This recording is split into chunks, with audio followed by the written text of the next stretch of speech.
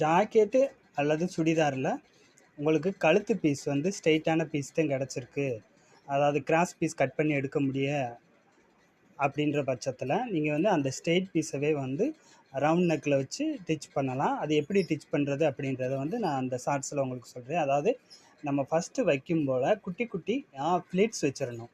அந்த ரவுண்ட் ஃபுல்லாக குட்டி குட்டி ஃப்ளீட்ஸ் வச்சுருங்க. ஏன்னா அப்போ தான் திருப்பும் போல் அந்த வளைவு பகுதியில் ஸ்பேஸ் அதிகமாகும் போல் இந்த மாதிரி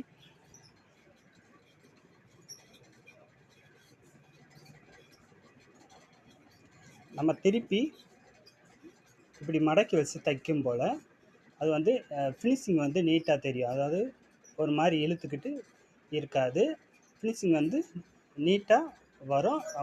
ஸ்ட்ரெயிட் பீஸை வச்சு அழகான ஒரு ரவுண்டு நெக்கை வந்து ஃபினிஷ் பண்ணலாம். இப்போ வந்து இதை அடித்ததை வந்து உங்களுக்கு காட்டுறேன் பாருங்கள். இப்போ வந்து ஃபுல்லாக ரவுண்ட் நெக்கு சுற்றிலும் அந்த இது தச்சாச்சு. இப்படி ஃப்ளீட் வச்சு நம்ம அடிக்கும் போல் என்ன ஆயிரும், திருப்பும் போல் இந்த இடத்துல நம்மளுக்கு வந்து கிளாத் அதிகமாக தேவைப்படும். அப்படின்றதுனால நம்ம ஃப்ளீட் வைக்கும் போல் அந்த ஸ்பேஸ் வந்து விரிஞ்சு கொடுத்து வளைவாக தைக்கிறதுக்கு வந்து ஏதுவாக இருக்கும். இப்போ பாருங்கள், ரவுண்ட் நெக் வந்து எவ்வளவு அருமையாக வந்து கிடச்சிருக்கு அப்படின்னு சொல்லிட்டு வெளியில் லைனிங் பீஸ் வந்து வெளியிலே தெரியாது. அப்படியே வந்து ஃபினிஷிங் வந்து உங்களுக்கு நீட்டாகவும் இருக்கும்.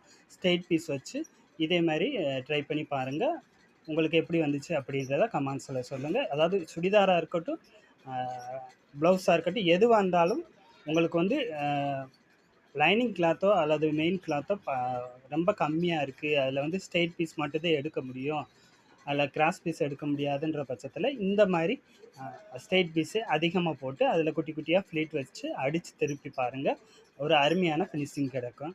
நீங்கள் ட்ரை பண்ணி பார்த்துட்டு எப்படி இருக்குன்ற மறக்காமல் நம்மளோட கமெண்ட்ஸில் சொல்லிட்டு போங்க.